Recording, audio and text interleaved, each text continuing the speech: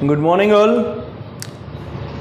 બે લેક્ચર આપણે પૂરા કરી લીધા છે આ પ્રકરણના, અને અત્યાર સુધીમાં આપણે વિદ્યુત ક્ષેત્ર, ચુંબકીય ક્ષેત્ર, ચુંબકીય બળ, પછી વિદ્યુત ક્ષેત્ર વડે લાગતું બળ અને લોરેન્ટ્ઝ બળ આટલી ચર્ચા કરી ચૂક્યા છીએ. ઉદાહરણ 4.1 મેં કરાવી દીધો હતો. પછી પ્રેક્ટિસવાળા મેં 4 દાખલા આપ્યા હતા, બરાબર. એમાં 1 થી 3 દાખલા તો થઈ જાય એવા છે. ચોથો દાખલો જે છે એમાં થોડુંક અઘરું પડે એવું છે, તો એમાં તમને કંઈ પર્સનલી પ્રશ્ન થાય નથી થતો તો તમે મને વોટ્સએપમાં પૂછી શકો છો, સર આમાં શું કરવું. હું તમને હિન્ટ આપી દઈશ, બરાબર છે. તો એ તમારાથી સોલ્વ થઈ જશે. હવે આજે આપણે ઉદાહરણ 4.2 કરવાના છીએ. ઉદાહરણ 4.2ની રકમ ડાયાગ્રામ ઉપરથી જ આપણે એક્સપ્લેન કરી દઈએ. ઉદાહરણ 4.2 એમ કહે છે કે આકૃતિમાં ક્રોસ મેગ્નેટિક ફિલ્ડ દર્શાવી દીધું છે. ક્રોસનો મતલબ તમને ખબર છે, મેગ્નેટિક ફિલ્ડ અંદર જાય છે, ચોકડી છે એટલે ચુંબકીય ક્ષેત્ર અંદર જાય છે. અને રકમમાં કીધું છે કે એ દિશા ધન વાય અક્ષ છે, મતલબ અંદર ધન વાય અક્ષ લીધો છે. એણે કીધો છે એટલે આપણે લેવો પડે. તો મેં અહીં શરૂઆતમાં લખી દીધું કે ભાઈ ચુંબકીય ક્ષેત્ર બી ધન વાય દિશામાં છે.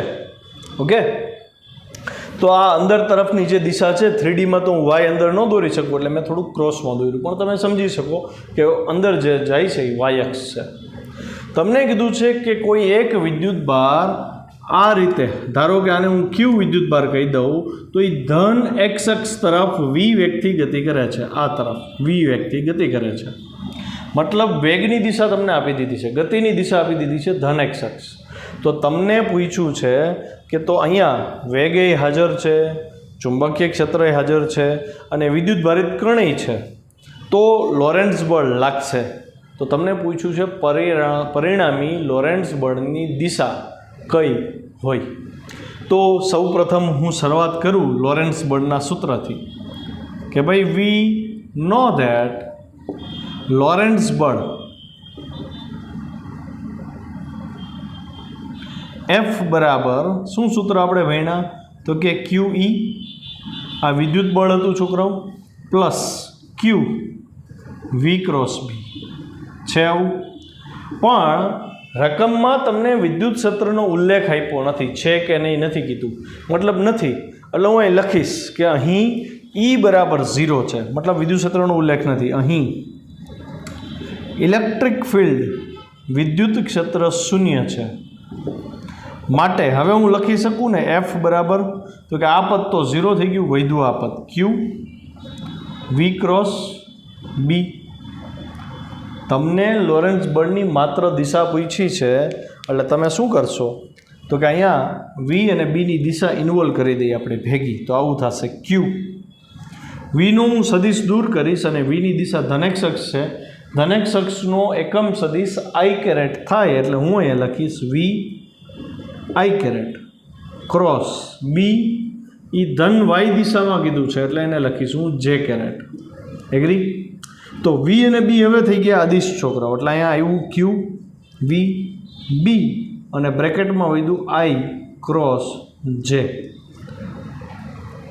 ફરીથી ધોરણ 11ની યાદી આપી દઉં તમને, અગર ભૂલી ગયા હોય તો.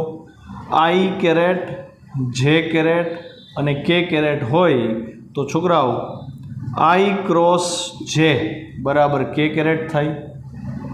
પછી જે ક્રોસ કે કેરેટ હોય તો આઈ કેરેટ થાય.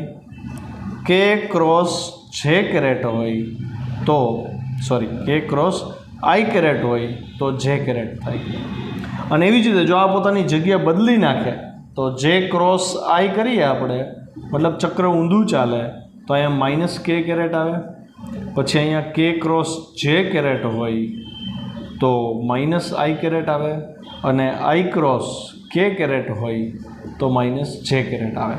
તો ઘણા વિદ્યાર્થીઓને હજી આમાં ભૂલ પડતી હોય છે, તો તમારી ફેરબુકમાં ઉપર હાંસિયામાં લખી નાખજો, આની પ્રેક્ટિસ કરી લેજો, એટલે ભૂલ થવી જોઈએ નહીં. તો હવે હું અહીં જોઉં છું કે આઈ ક્રોસ જે એટલે તો કે કેરેટ થયું, એટલે હું અહીં ફાઇનલ લખીશ કે એફ બરાબર, માટે એફ બરાબર ક્યુ વી બી કે કેરેટ. તો મને એક વસ્તુ તો ખબર પડી ગઈ કે લોરેન્ટ્ઝ બળ ઝેડ એક્સની દિશામાં હોય. આમ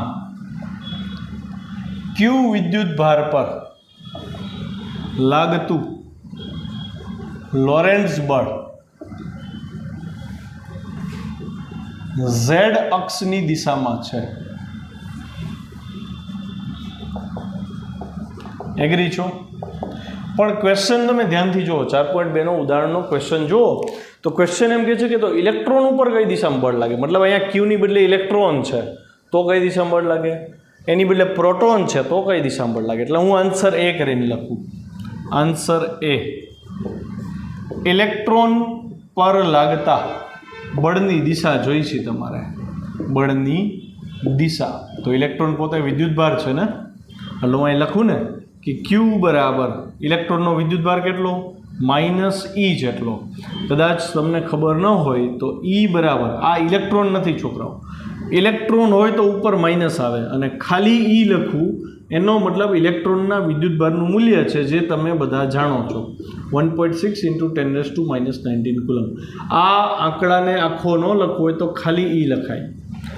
E માઇનસ લખો એટલે ઇલેક્ટ્રોન થયો. ખબર પડી? તો ક્યુ બરાબર ચાર્જ છે કેટલો, તો કે આટલો, અને એ પાછું ઇલેક્ટ્રોન હોય તો ઋણ થાય. માટે બળ બરાબર શું થશે જોજો ધ્યાનથી. તો હું ક્યુની બદલે લખીશ -E. આ જે સૂત્ર મને મળ્યું ને QVB, એની બદલે હું લખીશ -EVB K કેરેટ. હવે આ માઇનસ હું K કેરેટને આપી દઉં તો EVB -K કેરેટ થયા. એટલે હું અહીં શું લખી શકું, ઇલેક્ટ્રોન પર લાગતું લોરેન્ટ્ઝ બળ ઋણ Z અક્ષની દિશામાં છે. સમજે પડી? પછી તો કે હવે હું પ્રોટોન માટે વાત કરું તો પ્રોટોન માટે શું થાય, તો કે આન્સર બી, પ્રોટોન પર લાગતા બળની દિશા. છોકરાઓ તો પ્રોટોનનો વિદ્યુતભાર કેટલો છે, ઇલેક્ટ્રોન જેટલો જ છે, મતલબ કે વિદ્યુતભાર આટલો જ, પણ ઇલેક્ટ્રોન હોય તો અહીંયા માઇનસ લાગે, પ્રોટોન હોય તો અહીંયા પ્લસ લાગે. એટલે હું અહીં શું લખીશ તો કે ક્યુ બરાબર +E લેતા. તો આપણું સમીકરણ શું બને જો ધ્યાનથી, F = E + VB K caret. Plus આવ્યો એટલે હું અહીં લખીશ કે પ્રોટોન પર લાગતું બળ, પ્રોટોન પર લાગતું બળ ધન Z દિશામાં હોય. તો બેય વિદ્યુતભાર પર લાગતા બળની દિશા તમને મળી ગઈ. તો અહીંયા દાખલો પૂરો થાય. ઓકે, નવી થિયરી શરૂ કરતાં પહેલાં થોડાક કોન્સેપ્ટ ઉપર ફરીથી આપણે આગળ વધીએ. જોજો ધ્યાનથી. માની લ્યો છોકરાઓ કે મેગ્નેટિક ફિલ્ડ અંદર તરફ જાય છે, બરાબર? આવી રીતે છે. આની ચર્ચા આપણે આગળ કરી ચૂક્યા છીએ, પણ થોડીક વધારે ડિટેલ ચર્ચા હવે કરવા જઈ રહ્યા છીએ. મેગ્નેટિક ફિલ્ડ બી અંદર જાય છે. કોઈ એક ધન વિદ્યુત ભારિત કણ ક્યુ છે, EV વેગથી અંદર દાખલ થાય તો મેં તમને સમજાવ્યું હતું કે એની વર્તુળ ગતિ સ્ટાર્ટ થઈ જાય. V વેગથી સ્ટાર્ટ ગતિ કરે છે આ રીતે. હવે અહીંયા ચુંબકીય ક્ષેત્રની હાજરી છે તો શું પરિસ્થિતિ બનતી હતી, તો એનો ડાયાગ્રામ આપણે ડ્રો કર્યો હતો, બરાબર? અને લોરેન્ટ્ઝ બળ લાગતું હતું Q × V × B જેટલું. તો છોકરાઓ V આ તરફ છે, B અંદર છે, VB બળ લાગ્યું ઉપર, એટલે વિદ્યુતભાર અહીંથી ઉપર ચડશે. એટલે હું વિદ્યુતભારનો ગતિપથ દર્શાવું તો અહીંયા વિદ્યુતભાર હતો, વેગ આ દિશામાં હતો જ્યારે, તો અહીંથી એને બળ ઉપર તરફ લઈ ગયું એટલે અહીંયા આવ્યો. આવું જ આપણે ડાયાગ્રામ ડ્રો કર્યો હતો ને, એટલે અહીંયા આવ્યો તો અહીંયા વેગ આ તરફ થયો, બરાબર છે? તો અહીંથી પાછો એને આ તરફ બળ લાગ્યું V × B, V × B કરો એટલે આ તરફ બળ લાગ્યું, વળી અહીંયા વેગ આ તરફ હતો. આ આપણે ઓલરેડી શીખી ગયા છીએ, બરાબર? હવે મારે જે સમજાવવું છે એ કે અહીંયા એક વસ્તુ ફિક્સ થઈ ગઈ કે વેગ જો આ તરફ છે, આ સમતલમાં છે, અને ચુંબકીય ક્ષેત્ર અંદર તરફ છે. તો હું અહીંયા એક નોંધ કરવાનું પસંદ કરીશ કે જો વેગ ચુંબકીય ક્ષેત્રને લંબ હોય તો વિદ્યુત ભારિત કણ આપેલ ચુંબકીય ક્ષેત્ર બીમાં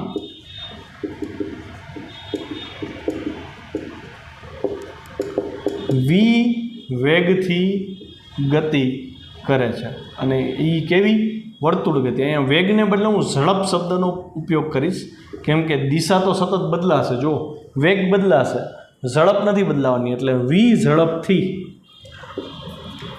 નિયમિત વર્તુળ ગતિ કરશે. કેવી? નિયમિત વર્તુળ ગતિ કરે. તો છોકરો આને નોંધ કરીને લખી લેજો, બહુ અગત્યનો મુદ્દો છે.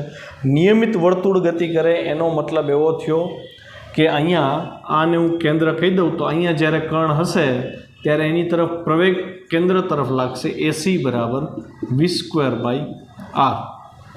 નિયમિત વર્તુળ ગતિ આપણે 11મા ધોરણમાં ભણી ગયા છીએ. કેન્દ્રગામી પ્રવેગ v²/r થાય, કેન્દ્રગામી બળ mv²/r થાય. પણ આવું ક્યારે શક્ય બન્યું? જ્યારે વેગ અને ચુંબકીય ક્ષેત્ર લંબ હોય ત્યારે. તો તમારે આટલું માઇન્ડ ક્લિયર રાખવાનું છે કે જ્યારે વેગ અને ચુંબકીય ક્ષેત્ર બી બે પરસ્પર લંબ હોય ત્યારે વર્તુળ ગતિ થાય છે. ઓકે, તો હવે સવાલ એ છે કે ચલો વેગ અને ચુંબકીય ક્ષેત્ર લંબ હોવાને બદલે પેરેલલ હોય તો શું થાય? એટલે હું એ એક્સ્ટ્રા ડિટેલને ચર્ચામાં લઉં કે જો વી પેરેલલ બી હોય તો શું થાય? તો પહેલાં તો હું લખું લોરેન્ટ્ઝ બળ FM બરાબર ક્યુ વી ક્રોસ બી થાય આવું સદિશ સ્વરૂપે. તો આનું મૂલ્ય શું થાય છોકરાઓ? તો કે FM બરાબર ક્યુ વી બી સાઇન થીટા. અચ્છા, પણ વી ને બી પેરેલલ છે છોકરાઓ. વી પેરેલલ બી હોવાથી થીટા બરાબર શું થાય? તો કે 0. માટે FM કેટલું થઈ જશે? તો કે 0. બળ છોકરાઓ 0 થઈ ગયું. બળ 0 થાય, આથી વિદ્યુત ભારિત કણ બળ 0, પ્રવેગ 0 અને પ્રવેગ 0 એટલે એ અચળ વેગથી ગતિ ચાલુ રાખશે. અચળ વેગથી ગતિ ચાલુ રાખશે. સમજે પડી? તો એનું હું તમને સરસ મજાનું ઉદાહરણ આપું કે ભાઈ આવું થાય તો એનો ડાયાગ્રામ કેવો થાય? તો કે માની લો કે ચુંબકીય ક્ષેત્ર બી આ તરફ છે. આ ચુંબકીય ક્ષેત્ર મેં દોરી નાખ્યું બી, બરાબર. અને કોઈ એક કણ ક્યુને હું એવી રીતે દાખલ કરું કે એનો વેગ વી પણ બીની જ દિશામાં હોય. જો બે વચ્ચેનો ખૂણો 0 લઈ લીધો મેં. છોકરાઓ સમજાય છે ને? તો આવા કિસ્સામાં હું કહીશ કે ભાઈ ક્યુ વિદ્યુતભાર ઉપર કોઈ બળ લાગતું નથી. મતલબ આવા કિસ્સામાં ચુંબકીય ક્ષેત્ર આની ઉપર લોરેન્ટ્ઝ બળ લગાડતું નથી. FM બરાબર 0 થાય છે અને એના લીધે આ કણ અહીંયા છે તો એ સીધું જ હાલ્યો જશે. સમજો ભાઈ? વિચલિત થતો નથી, પોતાના રસ્તેથી ચલિત થતો નથી. તો અહીં બે મહત્ત્વના મુદ્દા તમે શીખી ગયા કે જો વેગ બીને લંબ હોય તો વિદ્યુત ભારિત કણ ચુંબકીય ક્ષેત્રમાં વર્તુળ ગતિ કરે, અને જો વી પેરેલલ બી હોય તો બળ 0 થઈ જશે, અને બળ 0 થાય તો એની પર બળ લાગશે નહીં, એટલે એ અચળ વેગથી સીધો હાલ્યો જશે. આ બે મુદ્દા નોંધ કરીને તમારે લખી લેવાના છે. હવે પછીની થિયરી 4 માર્કની છે અને એ થિયરી તમે તો જ શીખી શકો જો તમારો આ કોન્સેપ્ટ ક્લિયર હોય. આ કોન્સેપ્ટને 2 વાર જુઓ પછી નેક્સ્ટ ક્વેશ્ચનને આગળ વધારજો. ક્વેશ્ચન નંબર 8 PDF ફાઇલમાંથી. ચોરાઓ, ક્વેશ્ચન 8માં થોડોક ચેન્જીસ છે, બરાબર. તમારે આ ક્વેશ્ચન PDF ફાઇલમાંથી લખવાને બદલે હું જે બોર્ડ ઉપર લખાવું છું એ લખવાનું રહેશે, તમને ઇઝી પડશે, બરાબર છે. તો ક્વેશ્ચન 8 શું છે જોઈ લો. મેં ક્વેશ્ચનમાં ચેન્જ કરી નાખ્યો છે. ક્વેશ્ચન છે સમાન ચુંબકીય ક્ષેત્રમાં વી વેગથી દાખલ થતા વિદ્યુતભાર માટે હેલિકલ પથની સમજૂતી આપો. તો સવાલ સૌથી પહેલો થાય, હેલિકલ પથ કોને કહેવાય? તો તમે ઓલી કોઈ પણ પેન હોય સ્પ્રિંગવાળી, ટિકટોકવાળી, જે ચાલુ બંધ થઈ શકે સ્વિચ દાબીને, તો એમાં તમે સ્પ્રિંગ જોઈ છે ને? તો એમાં સ્પ્રિંગને આપણે કેમ ગુજરાતીમાં સર્પિલ આકાર કહીને, સમજાણો? તો સ્પ્રિંગનો જે આકાર છે એને હેલિકલ આકાર કહેવાય.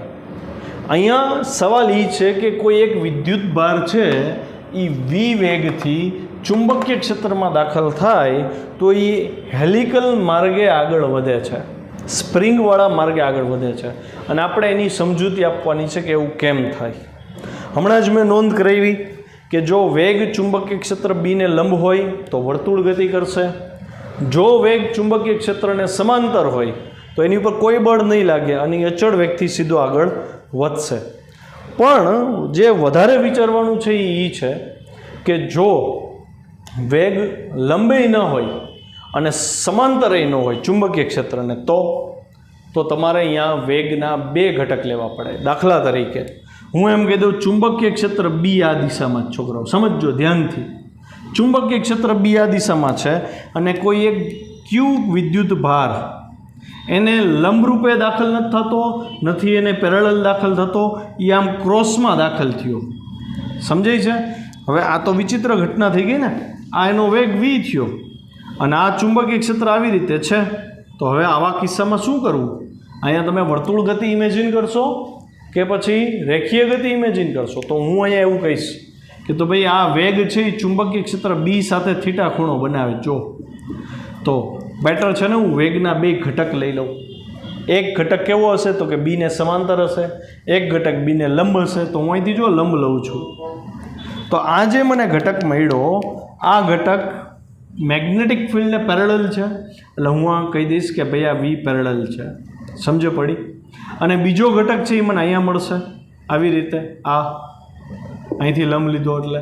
તો આ ઘટક જો ચુંબકીય ક્ષેત્ર સાથે 90 ડિગ્રીએ છે તો આને વી પરપેન્ડિક્યુલર કહી દઈશ. તો હવે હું અહીં ક્લિયર થઈ ગયો કે મારી પાસે વેગ ભલે થીટા ખૂણે હતો પણ એ વેગના બે લંબ ઘટકો હતા, એમાંથી એક ઘટક મેગ્નેટિક ફિલ્ડને લંબ છે અને બીજો જે ઘટક છે એ મેગ્નેટિક ફિલ્ડને કેવો છે? પેરેલલ છે. તો હવે હું બે કિસ્સામાં આ બે માટે પછી આ બે માટે લોરેન્સ બળ લગાડીશ. તો લોરેન્સ બળનું સૂત્ર શું? તો ઇલેક્ટ્રિક ફિલ્ડ છે નહીં એટલે અત્યારે હું ક્યુ બરાબર વી ક્રોસ બી જ કરું ને. તો પહેલાં હું આનો વારો લો તો વી પરપેન્ડિક્યુલર ક્રોસ બી થાય ને. તો જો વી પરપેન્ડિક્યુલર આમ છે, બી આમ છે, તો વી ક્રોસ બી એટલે પરિસ્થિતિ શું થઈ? તો કે સ્ક્રૂ તમારો આમ ભ્રમણ કરે છે, સ્ક્રૂ આમ ભ્રમણ કરે છે. જો વી ક્રોસ બી મારો અંગૂઠો બહાર નીકળે છે. ધેટ મીન્સ આ વિદ્યુતભાર અહીંથી સીધો આમ બહાર નીકળશે. ખ્યાલ આવ્યો? તો આની વર્તુળ ગતિ જે થશે એ કેમ? તો કે અહીંથી એનો વેગ આ તરફ હતો પણ વી પરપેન્ડિક્યુલરને લીધે એની પરિસ્થિતિ શું થશે? તો કે એ વર્તુળ ગતિ કરશે. કઈ દિશામાં કરશે? તો કે બી આમ છે, વી ક્રોસ બી આમ છે એટલે સ્ક્રૂ છોકરાઓ આમ ફરે તો એ અંદર જશે, સોરી બહાર નહીં નીકળે, એ અંદર જશે એટલે એની વર્તુળ ગતિ આવી રીતે સ્ટાર્ટ થશે. ખ્યાલ આવ્યો તમને કે નથી ખ્યાલ આવતો? હવે વી પરપેન્ડિક્યુલર બી થઈ ગયું તો એની વર્તુળ ગતિ મળી. વર્તુળ ગતિ તો થઈ ગઈ પણ વી પેરેલલને લીધે શું થશે? તો કે એ વર્તુળ ગતિ કરતો પાછું સુરેખ ગતિ કરશે, કેમ કે આ ઘટકને લીધે પાછું બળ લાગતું નથી.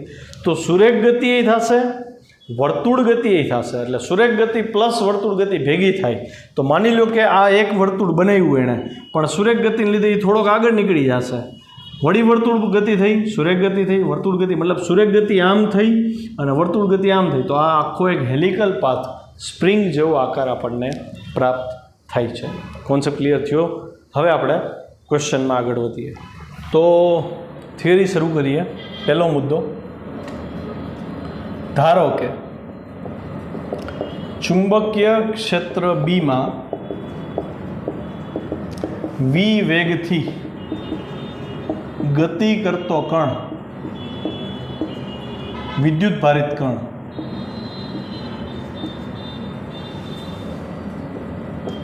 દાખલ થાય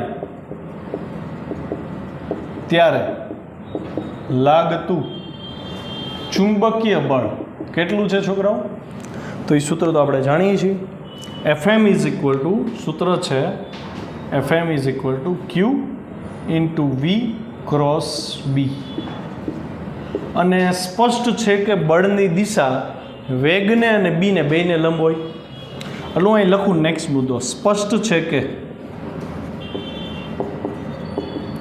બળ FM એ વેગ વીને લંબ રૂપે હશે, કેમ કે વી ક્રોસ બીથી જે નવો સદિશ મળ્યો એ FM હતો. આ સદિશ આ બેને લંબ હોય મતલબ વેગને લંબ થયો. અચ્છા, હવે સમજો, ધ્યાન થયો.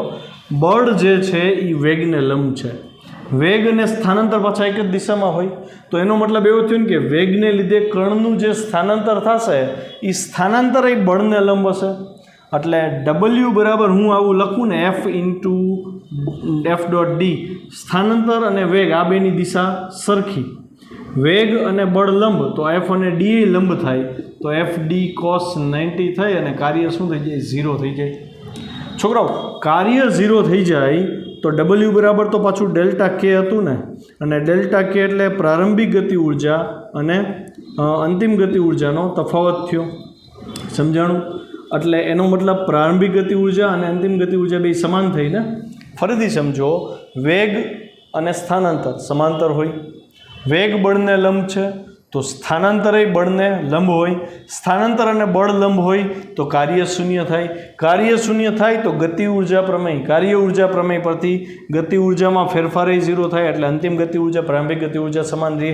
એનો મતલબ અંતિમ ઝડપ 1/2 mvf² બરાબર 1/2 mvi². અંતિમ ઝડપ અને પ્રારંભિક ઝડપ પણ સમાન થાય, મતલબ અચળ ઝડપથી કણ ગતિ કરશે. ખ્યાલ આવી ગયો? આથી અહીં થતું કાર્ય W બરાબર ડેલ્ટા કે શૂન્ય થાય અને કણ અચળ ઝડપથી v થી ગતિ કરે. આ તો સામાન્ય વાત થઈ. હવે વાત આવે છે વી અને બીની દિશા માટે કે ભાઈ વી ને બી લંબે નથી, પેરેલલ નથી, કંઈક ખૂણો બનાવે છે તો શું કરવું? તો આપણે અહીંથી વર્ણનની શરૂઆત કરીએ કે ભાઈ ધારો કે વિદ્યુત ભાર ક્યુનો વેગ સદિશ વી એ ચુંબકીય ક્ષેત્ર બી સાથે થીટા કોણ બનાવે છે.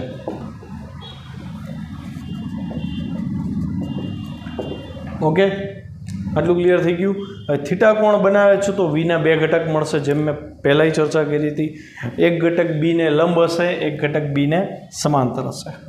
આથી સદિશ વીના બે ઘટક મળે. પહેલો ઘટક વી પરપેન્ડિક્યુલર, કયો?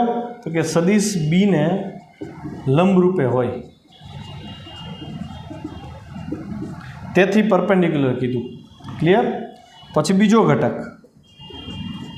વી પેરેલલ. બેને સદિશ કેવો હોય તો કહી શકીએ આ બેનો સદિશ સરવાળો સદિશ વી આપે. અહીંયા વી પેરેલલ, પેરેલલ એટલે બીને સમાંતર રૂપે હશે. બે ઘટક મળ્યા. અચ્છા, હવે તમને ફરીથી યાદ કરાવું, જ્યારે વેગ અને ચુંબકીય ક્ષેત્ર લંબ હોય તો કણ વર્તુળ ગતિ કરે, વિદ્યુતભારિત કણ, અને જો બે પેરેલલ હોય તો બે સુરેખ ગતિ કરશે. તો હું અહીંયા મુદ્દો શું લખું? આપણે જાણીએ છીએ કે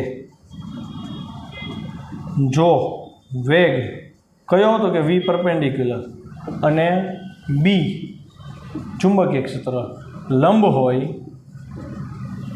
તો વિદ્યુત ભાર વર્તુળ ગતિ કરે. એમાંય હું વર્ડ એડ કરીશ, નિયમિત વર્તુળ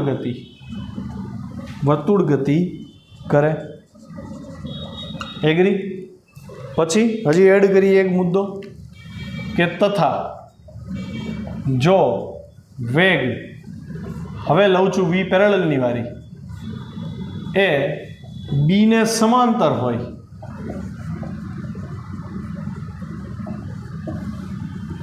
તો વિદ્યુત ભાર ક્યુ એ રેખીય ગતિ કરે, વિચલન વગરની ગતિ. મેં ભણાવી હતી ને, સમજાણું? મતલબ જો વેગ અને ચુંબકીય ક્ષેત્ર લંબ હોય તો વર્તુળ ગતિ થશે, વેગ અને ચુંબકીય ક્ષેત્ર સમાંતર હોય તો રેખીય ગતિ થશે. પણ અહીંયા તો વેગ વીના બે ઘટક અવેલેબલ છે, મતલબ વર્તુળ ગતિ થશે અને રેખીય ગતિ થશે. આમ અહીં જ્યારે વી અને બી થીટા ખૂણે હોય ત્યારે વર્તુળ ગતિ પ્લસ રેખીય ગતિ બરાબર હેલિકલ ગતિ જોવા મળે. તો આ મેં તમને હેલિકલ ગતિ કેમ થાય ને સમજાવ્યું. પહેલાં તો વર્તુળ ગતિ થઈ, વી પરપેન્ડિક્યુલરને લીધે વર્તુળ ગતિ થશે અને વી રેખીયને લીધે વિદ્યુતભાર સીધો જશે. એટલે થશે કે એવું વી પરપેન્ડિક્યુલર એક સર્કલ પૂરું કરાવશે ને ત્યારે વી પેરેલલ એને આગળ ધકેલ લેશે. એટલે પરિસ્થિતિ આમ થઈ, વળી પરિસ્થિતિ આમ થશે, વળી પરિસ્થિતિ આમ થશે. તો તમારા અહીંયા વર્તુળ ગતિ પ્લસ રેખીય ગતિ એટલે ટોટલ હેલિકલ ગતિ મળી, એની ચર્ચા કરી. હવે હું પહેલાં વર્તુળ ગતિનો આખો હિસાબ સમજાવીશ, પછી રેખીય ગતિનો. ક્વેશ્ચન લાંબો છે, 4 માર્ક માટે અગત્યનો છે. અહીંયા હું લખું છું, જો વર્તુળ ગતિ સમજીએ આપણે. જોજો, તો પહેલો મુદ્દો, ધારો કે વીનો વેગ વીનો બીને લંબ ઘટક વી પરપેન્ડિક્યુલર છે, તેને લીધે ક્યુ વિદ્યુતભાર પર લાગતું લોરેન્ટ્ઝ બળ આપણે મેળવવું છે. સમજજો ધ્યાનથી, મારે લોરેન્ટ્ઝ બળ જોઈએ છે. તો હું સૂત્ર શું લખું હતું કે F બરાબર ક્યુ સદિશ વી ક્રોસ બી. પણ અહીંયા વીને બદલે વી પરપેન્ડિક્યુલર લઈશ, કેમ કે હું પેરેલલવાળા ભાગને અહીંયા લેવા જ નથી માગતો, મારે ખાલી વર્તુળ ગતિની જ વાત કરવી છે. તો વી પરપેન્ડિક્યુલર અને બી બે વચ્ચેનો ખૂણો તો 90 હતો ને, બે પરસ્પર લંબ હતા ને, કેમ કે બીને લંબ ઘટક વી પરપેન્ડિક્યુલર છે. એટલે હું અહીં શું લખીશ તો કે અહીંયા લખાશે આવું મૂલ્ય આનું F બરાબર ક્યુ વી પરપેન્ડિક્યુલર બી સાઇન 90 માટે F બરાબર ક્યુ વી પરપેન્ડિક્યુલર બી. સમીકરણ નંબર 1 ક્લિયર. હવે આ બળને લીધે આપણે જોયું કે વર્તુળ ગતિ થાય, પણ તમે 11માં ભણી ગયા ને, વર્તુળ ગતિ માટે જવાબદાર બળ તો mv²/r છે.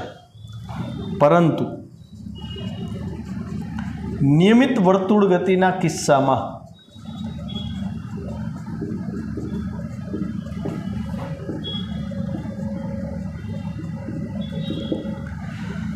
કેન્દ્રગામી બળ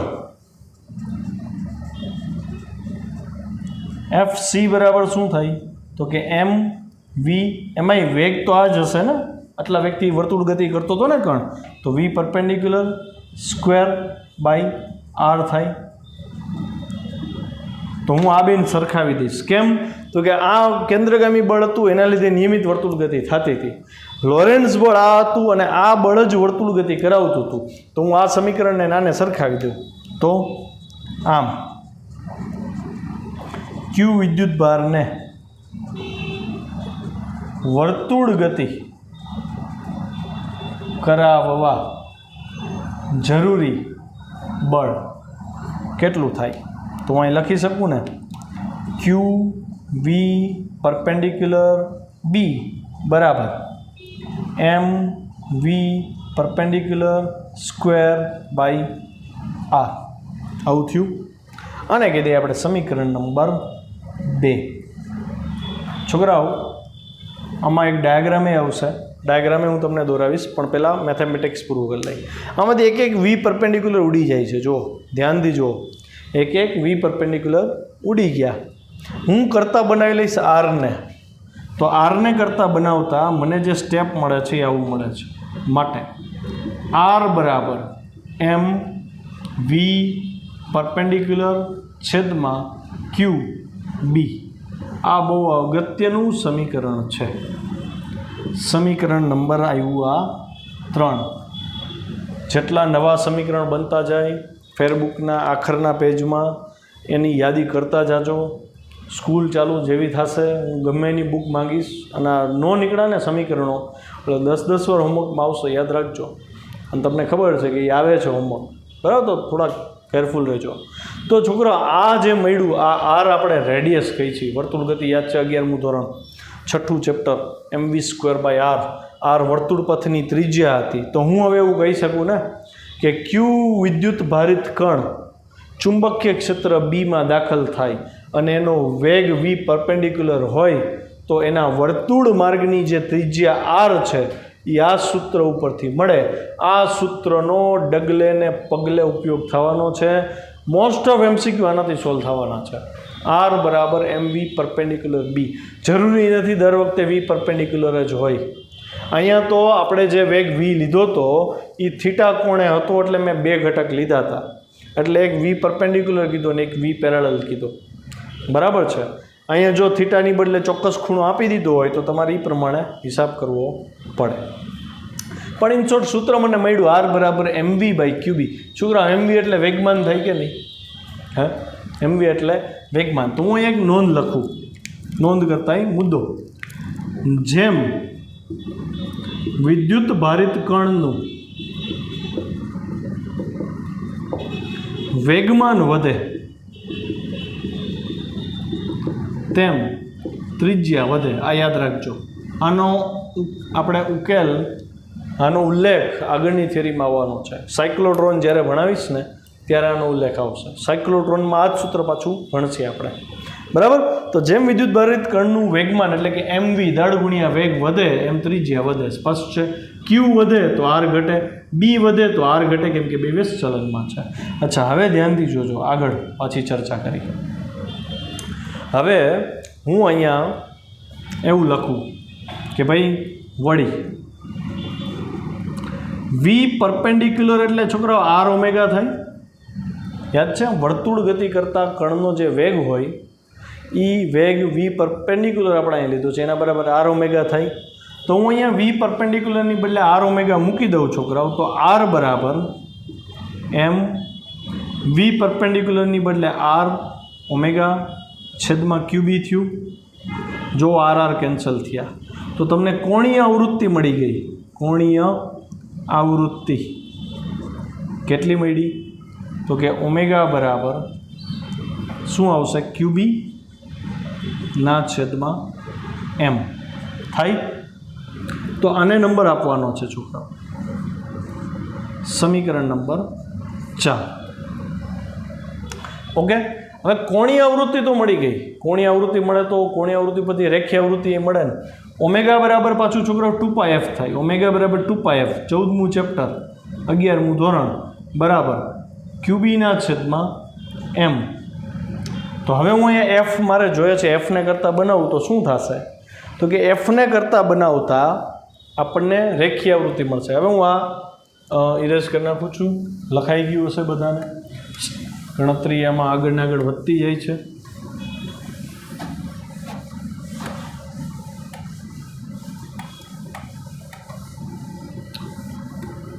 ચલો, તો જો આનું મેથેમેટિકલ સ્ટેપ શું આગળ વધશે? માટે એફ ઇઝ ઇક્વલ ટુ, એફને કરતાં બનાવ્યો તો ક્યુબી બાય એમ તો છે જ, અને 2π અહીં છેદમાં આવે એટલે 1/2π ઇન્ટુ ક્યુબી બાય એમ. આ થઈ રેખીય આવૃત્તિ. શું થઈ? રેખીય આવૃત્તિ. તો આને આપણે નંબર આપી દેશી સમીકરણ નંબર 5. અચ્છા છોકરો, આવૃત્તિનું પાછું વ્યસ્ત કરી નાખો તો આવર્તકાળ મળે ને. એટલે હું અહીં લખીશ વિદ્યુત ભાર ક્યુને એક ભ્રમણ પૂર્ણ કરવા લાગતો સમય ટી બરાબર 1/f થાય ને, માટે હું અહીં લખીશ માટે ટી બરાબર 1/f એટલે આનું વ્યસ્ત 2π, સોરી વર્ગમૂળ નથી, 2π ઇન્ટુ એમના છેદમાં ક્યુબી. તો આને આપણે સમીકરણ નંબર 6 કહી દેશે. ખ્યાલ આવ્યો? અને હવે વાત આવે છે એના ડાયાગ્રામની. તો ડાયાગ્રામ કેવો આવશે? તો ચુંબકીય ક્ષેત્ર છોકરા હું અંદર લઈ લઉં છું. જોજો, આ મેગ્નેટિક ફિલ્ડ બી અંદર તરફ જાય છે.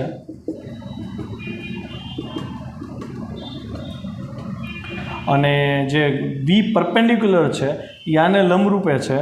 બરાબર. વી પેરેલલવાળો ભાગ હું આમાં દોરીશ જ નહીં, નેક્સ્ટ આકૃતિમાં લઈશ. તો વી પરપેન્ડિક્યુલર ધારો કે આ તરફ છે, આ વી પરપેન્ડિક્યુલરની દિશા છે. તો તમને ખબર છે આનો ગતિપથ અહીંયા વિદ્યુતભારિત કણ હોય અગર, તો એનો વિદ્યુત જે ગતિપથ છે વર્તુળાકાર થશે. એટલે આ વી પરપેન્ડિક્યુલર અહીંથી આ વી પરપેન્ડિક્યુલર જેવી આકૃતિ આપણે આગળ દોરી હતી એ જ આકૃતિ અહીંયા રિપીટ થઈ, વી પરપેન્ડિક્યુલર અને વી પરપેન્ડિક્યુલર. આ માત્ર વર્તુળ ગતિ માટે જવાબદાર છે અને આ થઈ એની ત્રિજ્યા આર. ત્રિજ્યા આરનું સૂત્ર આપણે અહીંયા મેળવવું છે એમ વી પરપેન્ડિક્યુલર બાય ક્યુબી. અહીં પરપેન્ડિક્યુલરનું હોય ખાલી વી હોય તો એ સૂત્ર તો એ જ રહેશે એમ વી બાય ક્યુબી. તો મેં હજી તો વર્તુળ ગતિ છોકરાઓ પૂરી કરી. હવે જે ડિસ્કશન આવે છે એ છે હેલિકલ ગતિની. ઓકે, વર્તુળ ગતિ માટે તમારે કેન્દ્રગામી બળ શોધવાનું છે, પછી વર્તુળ ગતિની ત્રિજ્યા શોધવાનું સૂત્ર, એની કોણીય આવૃત્તિનું સૂત્ર, પછી એની રેખીય આવૃત્તિનું સૂત્ર અને પછી એના આવર્તકાળનું સૂત્ર. આ બધું પાકું કરવાનું છે. 3 વાર લખશો તો જ પાકું થશે. ચલો હેલિકલ ગતિ જોઈ લઈએ. હવે ફ્લેશ ચાલુ કરી દેતો એને.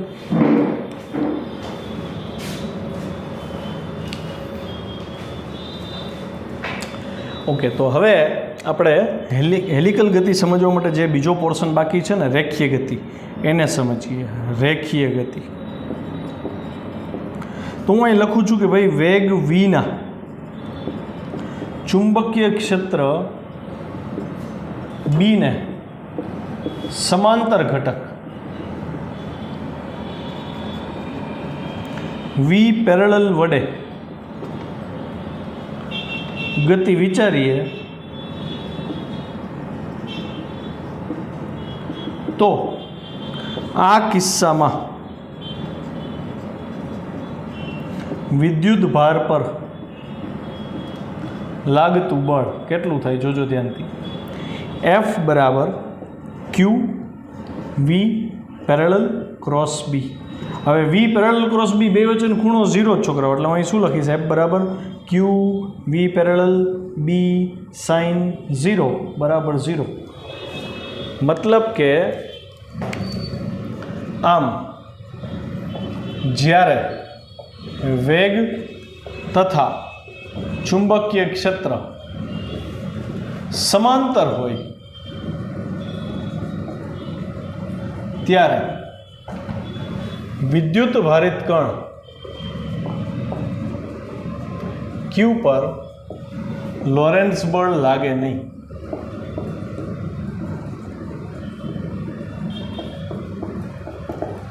તેથી વિદ્યુત ભાર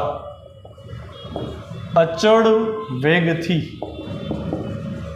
રેખીય ગતિ કરશે.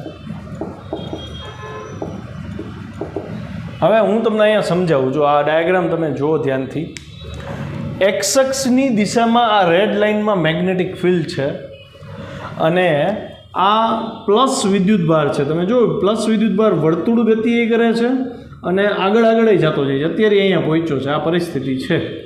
તો અહીંયા જે તમારે સમજવાનું છે એ માની લો કે હું અહીંયા એક બિંદુ લઈ લઉં છોકરાઓ, તો અહીંયા આ જે વર્તુળ બન્યું ને, આ વર્તુળ એની સ્પર્શકની જે દિશા છે એ તમને વી પરપેન્ડિક્યુલરની દિશા આપે, જે વર્તુળ ગતિ માટે જવાબદાર ઘટક હતો ને એ.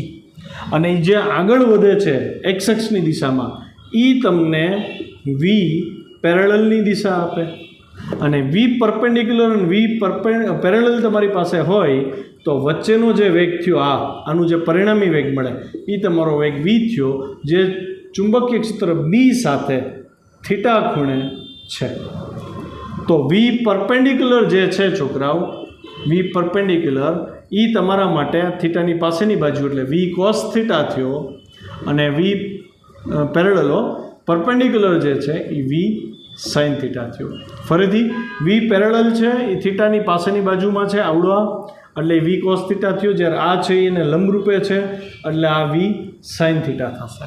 ખ્યાલ આવી ગયો? આ એડિશનલ માહિતી છે JEE વાળા માટે ખાસ કામની, તો આટલું યાદ રાખજો. તો તમે અહીં જોઈ શકો છો છોકરાઓ કે ભાઈ આ સ્પર્શકની દિશાવાળો વી પરપેન્ડિક્યુલર ઘટક છે ને એને વર્તુળ ગતિ કરાવે છે. હવે વર્તુળ ગતિ કરીને એને પાછું આવું અહીંયા જ હોય છે, એક વર્તુળ અહીંયા જ પૂરું થાય ને, પણ આ વી પરપેન્ડિક્યુલર ઘટક એને માધ્યમમાં થોડોક આગળ લઈ જાય એક્સ દિશામાં. એટલે થાય શું, ગતિ શરૂ કરી અહીંથી પાછો અહીંયા આવવાને બદલે થોડોક પાછળ રહી જાય, અહીંયા આવે છે. એટલે તમે જો તો એક સર્કલ આવી રીતે પૂરું થયું એનું, આ એક સર્કલ પૂરું થયું. અને આ એક સર્કલ પૂરું થયું એનો ટાઈમ પીરિયડ હમણાં જ આપણે મેળવ્યો 2π × m/qb. આટલા ટાઈમમાં એનું એક સર્કલ પૂરું થયું, ત્યારે એ માધ્યમમાં આગળ નીકળી ગયો, એણે આટલું ડિસ્ટન્સ ટ્રાવેલ કર્યું, જો આટલું. હવે એ આ ડિસ્ટન્સ લ્યો કે પછી અહીંથી આ ડિસ્ટન્સ લ્યો કે પછી હું આ બિંદુથી આ બિંદુનું અંતર લઉં છોકરાઓ, તો આટલું અંતર કાપ્યું એણે. તો આ તો સ્પ્રિંગના બે ક્રમિક આંટા વચ્ચેનું અંતર થયું ને, સ્ક્રૂના જે બે આંટા હોય એની વચ્ચેનું અંતર થયું ને. તો સ્ક્રૂના બે ક્રમિક આંટા વચ્ચેનું અંતર હોય ને એને પીચ કહેવાય. શું કહેવાય? પીચ. તો મારે હેલિકલ પથમાં જે આ પીચ મળે છે, આને હું લખી દઉં છું અહીંયા પીચ. આ પીચ કેટલી છે એ તમારે ગોતતા શીખવાની છે. તો હું તમને કહું છોકરાઓ, માની લો કે વિદ્યુતભાર અત્યારે અહીંયા છે, સમજો રેડ પેનનો યુઝ કરું છું. અહીંયા આવતા એને કેટલો સમય લાગ્યો? તો અહીંથી એણે ભ્રમણની શરૂઆત કરી, આ રસ્તે આગળ વધે છે અને અહીંયા એનું એક ભ્રમણ પૂરું થયું, એક સર્કલ થયું, ત્યાં માધ્યમમાં આગળ નીકળી ગયો. એક સર્કલ પૂરું થવા આટલો ટાઈમ લાગ્યો અને આ દિશામાં એનો વેગ કેટલો હતો? તો કે v પરપેન્ડિક્યુલર જેટલો. તો હું અહીંયા એવું કહીશ કે ભાઈ અહીં q કણ t સમયમાં એક ભ્રમણ પૂરું કરે છે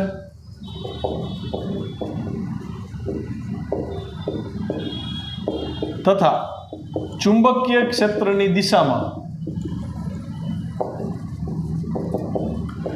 v પરપેન્ડિક્યુલર ઝડપથી આગળ વધે છે. તેથી હેલિકલ પથની રચના થાય છે.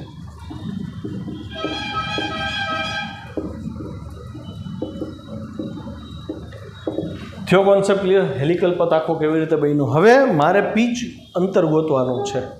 તો આ હેલિકલ પથની પીચ, હેલિકલ પથની પીચ છોકરાઓ, પીચ એટલે શું સમજી લેજો. બે ક્રમિક આંટા વચ્ચેનું અંતર, આનો સિમ્બોલ છે પી. પી કેટલો થાય? અંતર છે છોકરાઓ. ઝડપ તમારી પાસે છે, આ દિશામાં વેગ કેટલો હતો? v પરપેન્ડિક્યુલર, v પેરેલલ હતો, v સમાંતર, આ દિશાનો વેગ. અહીંથી અહીંયા પહોંચવા લાગતો સમય t તમારી પાસે હતો. તો ઝડપ બરાબર અંતરના છેદમાં સમય થાય, તો અંતર બરાબર ઝડપ છેદમાં સમય થાય. માટે હું અહીં લખીશ પીચ બરાબર ઝડપ ગુણ્યા સમય. તો ઝડપ કેટલી છે? v પરપેન્ડિક્યુલર અને ગુણ્યા સમય કેટલો? આવર્તકાળ છે. તો ટીની કિંમત તમે આ મૂકી શકો અહીંયા, એટલે તમને પીચનું સૂત્ર મળી ગયું. આ તો આ MCQ માટે ખૂબ અગત્યનું સમીકરણ થયું, સમીકરણ નંબર 7. અને આ થિયરી અહીંયા પૂરી કરીએ. બસ લેક્ચરમાં આજે હું નવું નથી કરાવતો. આ એક થિયરી જ બહુ જોરદાર છે. 3-4 વાર લખશો ત્યારે માંડ સમજાશે કે ભાઈ આ હેલિકલ પથ કેવી રીતે નિર્માણ પામે છે.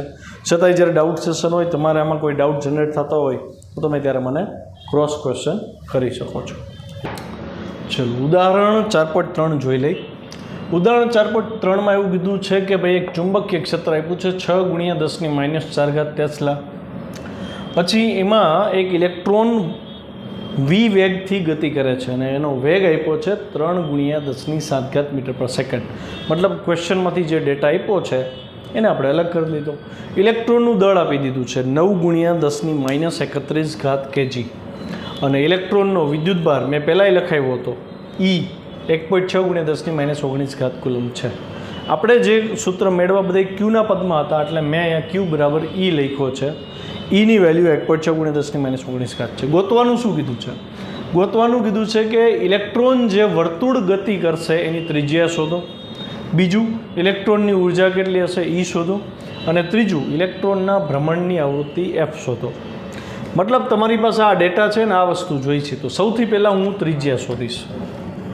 તો અહીંયા આપણે આન્સર A કરીને લખીએ. આન્સર 1.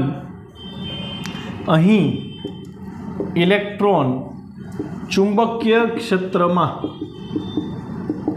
વેગ v થી ગતિ કરે છે. અને રકમ વાંચશો તો તમે સમજી શકશો કે વેગ અને ચુંબકીય ક્ષેત્ર પરસ્પર લંબ છે. છોકરાઓ, પરસ્પર લંબ હોય તો વર્તુળ ગતિ થશે. આથી ઇલેક્ટ્રોન વર્તુળ ગતિ કરે. હવે ઇલેક્ટ્રોન વર્તુળ ગતિ કરે તો એની ત્રિજ્યાનું સૂત્ર કાં તો તમને યાદ હોવું જોઈએ અથવા તો કાં તમારે મેળવી લેવાનો. એટલે અહીં તમે લખશો. માટે ઇલેક્ટ્રોન પર લાગતું ચુંબકીય બળ અથવા તો લોરેન્ટ્ઝ બળ F બરાબર QVB sin 90 થાય તથા કેન્દ્રગામી બળ FC બરાબર mv²/r થાય. આવું તમે ભણ્યા છો. આ બે બળ સમાન થશે કેમ કે આ બળને લીધે વર્તુળ ગતિ કરતો હતો કે વર્તુળ ગતિ માટે તો આ બળની જરૂર છે. માટે mv²/r બરાબર QVB sin 90 ની વેલ્યુ 1 થઈ જાય એટલે આ QVB જ થાય. એક એક વેગ ઉડી જાય તો હું અહીંયા આરને કરતાં બનાવું તો આરનું સૂત્ર મને મળે છે mv/QB. જો તમને ડાયરેક્ટ આ સૂત્ર યાદ હોય તો તમે ડાયરેક્ટ સૂત્ર મૂકીને હિસાબ કરીને જવાબ લઈ આવી શકો છો તો એ ચાલશે. અહીંયા હવે હું શું કરું છું, બધાની કિંમત મૂકી દઉં છું. એમની વેલ્યુ છે 9 × 10⁻31.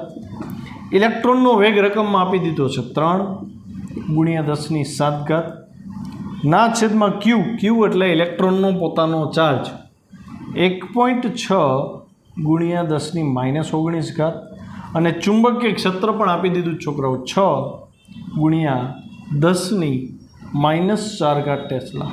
તો આ જવાબ તમારી ઉપર છોડું છું. ફટાફટ કેલ્ક્યુલેટર લ્યો, હિસાબ કરો અને મને જવાબ મોકલો. ત્યારબાદનું હેડિંગ છે ઇલેક્ટ્રોનની ઉર્જા. એટલે હું અહીંયા હેડિંગ આપું છું બીજું. આન્સર 2 ઇલેક્ટ્રોનની ઉર્જા. ઉર્જા એટલે ખરેખર ગતિ ઉર્જાની વાત થાય કેમ કે ઇલેક્ટ્રોન વર્તુળ ગતિ કરે છે, એનો વેગ અચળ હોય. વર્તુળ ગતિમાં કાર્ય શૂન્ય થાય છે, નિયમિત વર્તુળ ગતિ થઈ. બળ અને વેગ લંબ છે, કાર્ય શૂન્ય છે, વેગ અચળ રહીએ, વેગનું મૂલ્ય અચળ રહીએ એટલે કે ઝડપ અચળ રહીએ. તો ગતિ ઉર્જા અચળ રહીએ ને તો ગતિ ઉર્જાનું સૂત્ર શું થાય? K બરાબર 1/2 mv². એમ તમને આપી દીધો છે 9 × 10⁻31. વેગે આપી દીધો છે 3 × 10⁻7 એનો સ્ક્વેર. આનું સાદું રૂપ તમારે જાતે આપવાનું છે. ગતિ ઉર્જા તમને જૂલમાં મળશે છોકરાઓ.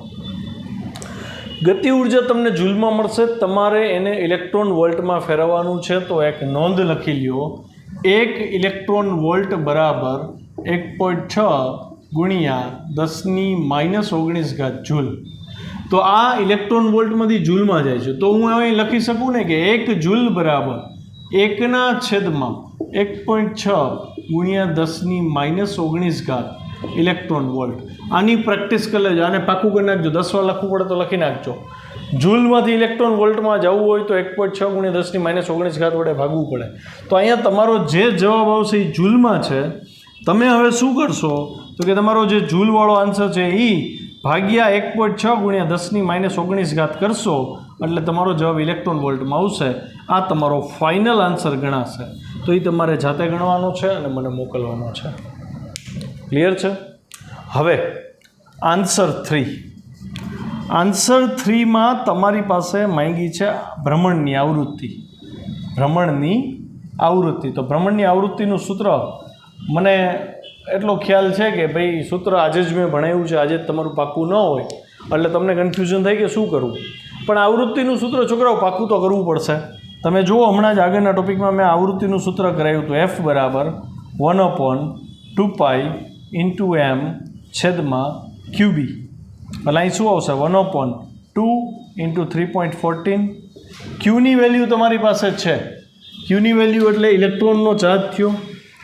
એમ એટલે ઇલેક્ટ્રોનનું દળ થયું 9 × 10⁻31 /1.6 × 10⁻19 અને ચુંબકીય ક્ષેત્ર આપ્યું છે તમને 6 × 10⁻4 ટેસ્લા.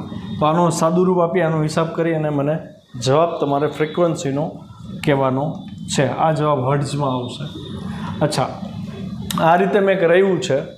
ટેક્સ્ટબુકમાં જરાક જોજો, એમાં ફ્રિકવન્સી પાછી કંઈક અલગ રીતે મેળવી છે. તો તમને એ રીતે આવડવી જોઈએ. બે રીતથી ફ્રિકવન્સી ગોતતા આવડવી જોઈએ.